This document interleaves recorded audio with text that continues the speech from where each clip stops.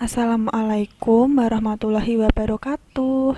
Semangat pagi adik-adik. Nah, adik-adik, pada pertemuan minggu ini saya akan melanjutkan dan membahas materi mengenai siklus akuntansi.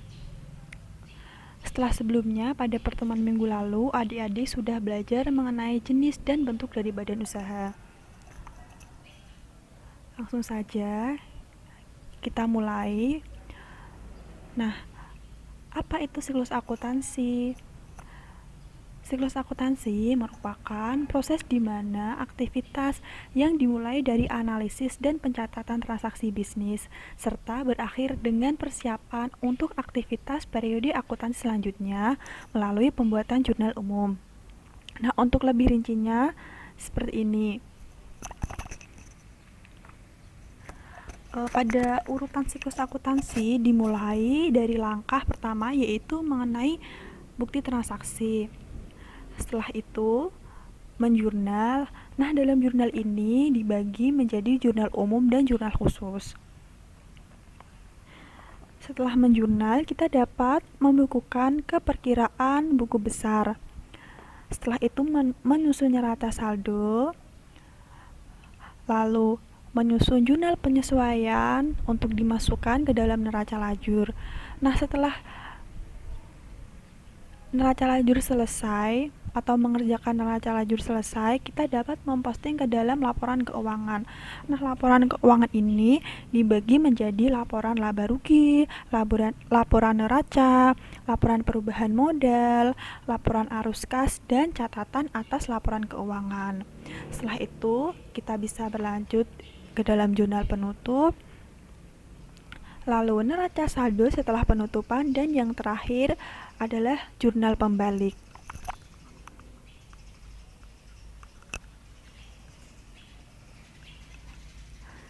Setiap transaksi akuntansi harus ada buktinya, dan setiap transaksi akuntansi itu harus benar-benar terjadi.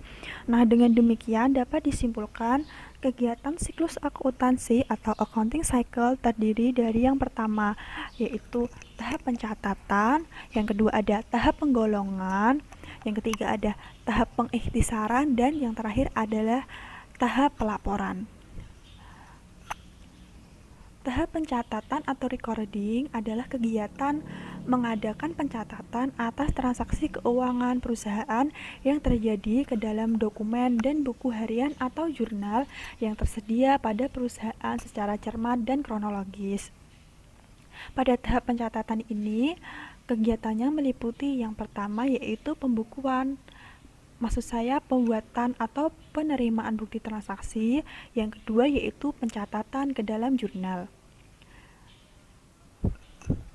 Kegiatan siklus akuntansi yang kedua yaitu adalah tahap penggolongan atau classification. Penggolongan adalah kegiatan pengelompokan transaksi keuangan perusahaan ke dalam akun buku besar.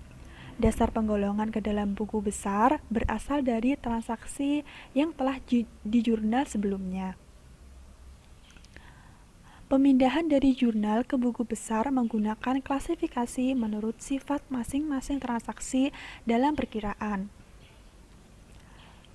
Terdapat tambahan buku besar yang merinci setiap gabungan buku besar, antara lain yaitu buku piutang, buku utang, dan buku persediaan.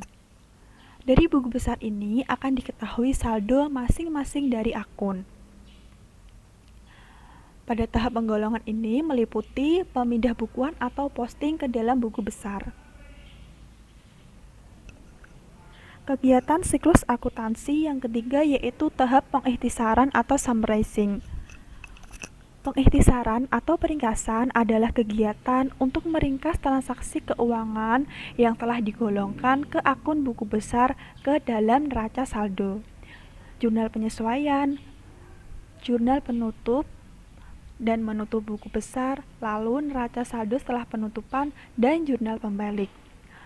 Pada tahap pengikhtisaran ini, biasanya perusahaan akan membuat neraca lajur atau kertas kerja. Lalu kegiatan siklus akuntansi yang keempat adalah tahap pelaporan atau reporting.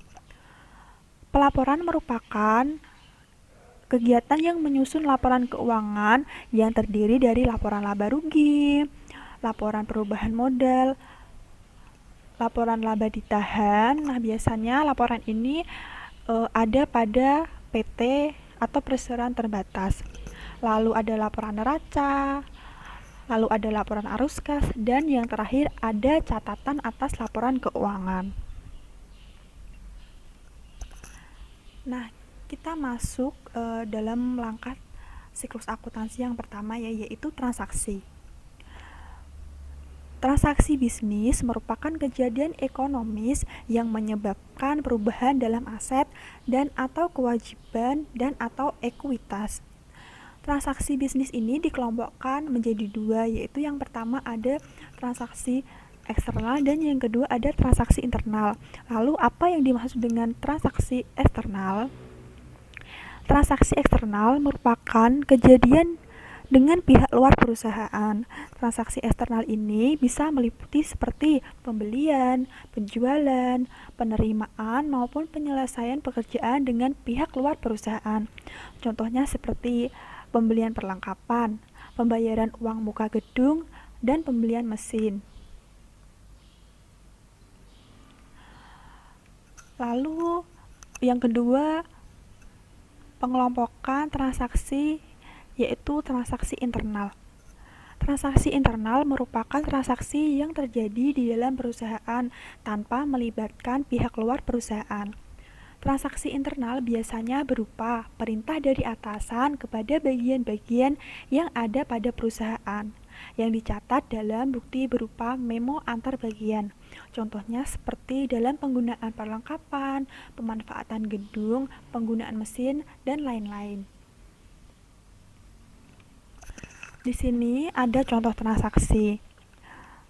Yang pertama yaitu penerimaan uang, contohnya seperti penerimaan atas penjualan tunai, penerimaan atas pembayaran piutang, penerimaan pendapatan lain-lain, penerimaan atas modal awal, dan penerimaan atas pinjaman bank, dan masih ada banyak lagi.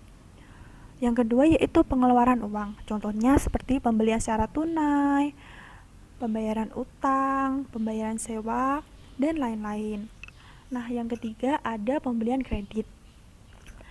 Transaksi pembelian yang dilakukan perusahaan dengan pembayaran tagihan tidak pada saat penyerahan barang yang ditandai dengan perjanjian mengenai syarat pembayaran dan syarat penyerahan.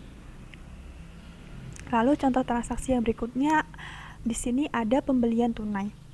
Pembelian tunai adalah transaksi pembelian yang harus dibayar pada saat penyerahan barang.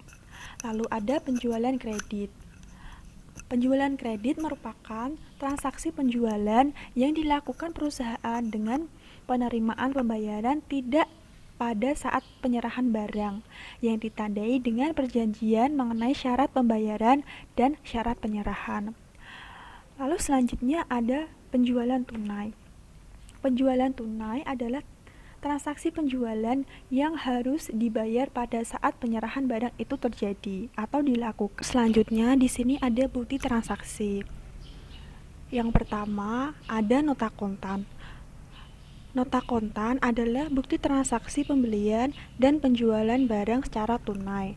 Nota kontan biasanya dibuat dua rangkap, yaitu berisi nota kontan asli dan nota kontan kopi.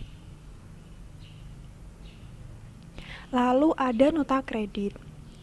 Apa itu nota kredit? Nah, nota kredit merupakan bukti transaksi penerimaan kembali barang yang telah dijual dengan cara kredit atau pengurangan harga faktur karena barang tersebut bisa jadi mengalami kerusakan atau cacat atau tidak sesuai dengan pesanan.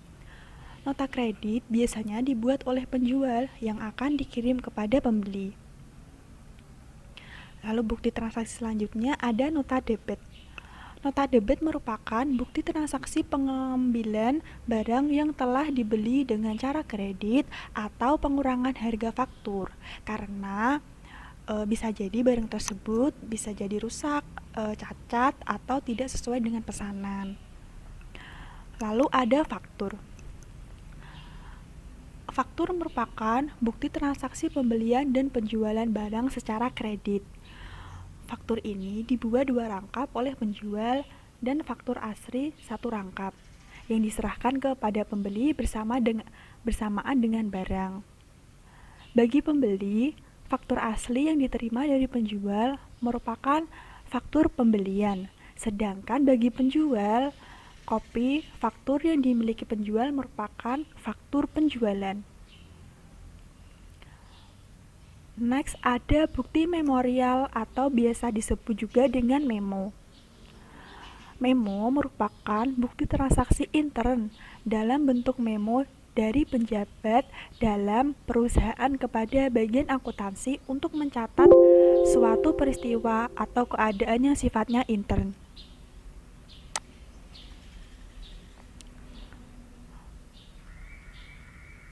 Lalu, next, bukti transaksi selanjutnya ada bukti memorial atau biasanya disebut juga dengan memo.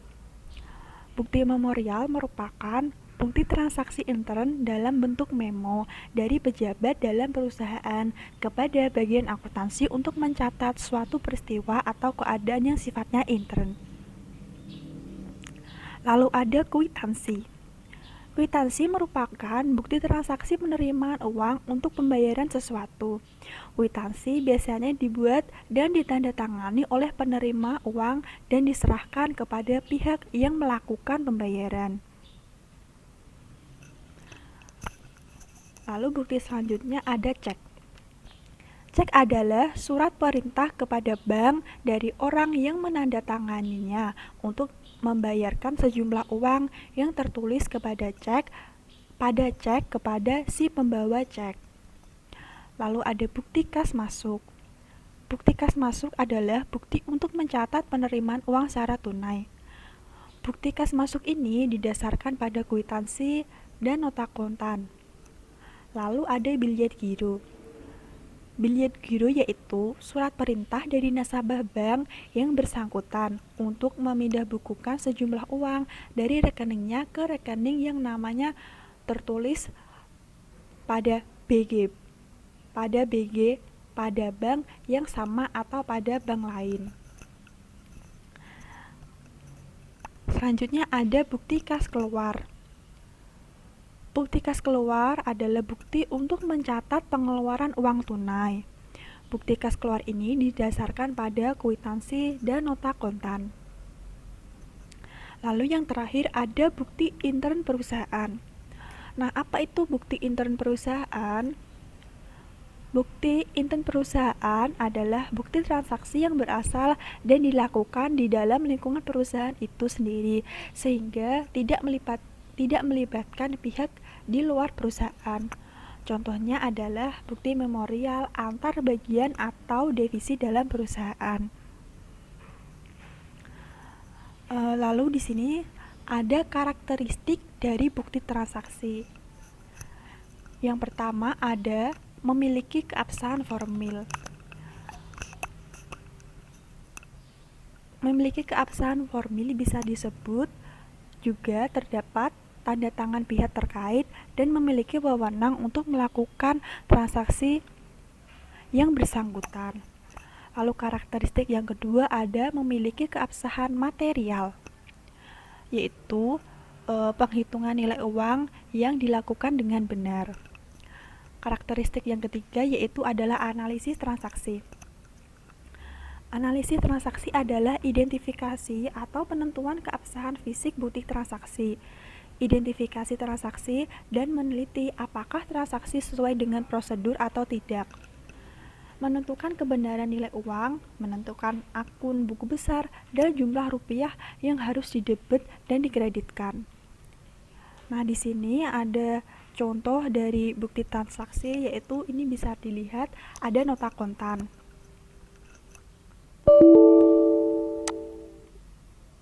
Lalu ada kwitansi. Lalu ada cek, seperti ini ya gambarnya ya adik-adik. Lalu ada biljet giro.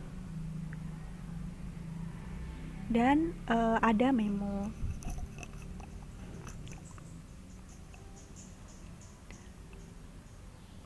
Nah, itu tadi penyampaian materi dari saya, yaitu siklus akuntansi bagian transaksi. Nah, materi ini masih akan berlanjut ya, yaitu melanjutkan mengenai jurnal, ada buku besar, ada neraca saldo, sampai dengan jurnal pembalik. Setelah ini, adik-adik bisa berdiskusi mengenai Google Classroom dari materi siklus akuntansi yang telah saya berikan pada pertemuan ini. Sekian presentasi atau penyampaian materi dari saya. Apabila ada kesalahan kata, mohon dimaafkan. Wabillahi taufik wal hidayah. Wassalamualaikum warahmatullahi wabarakatuh.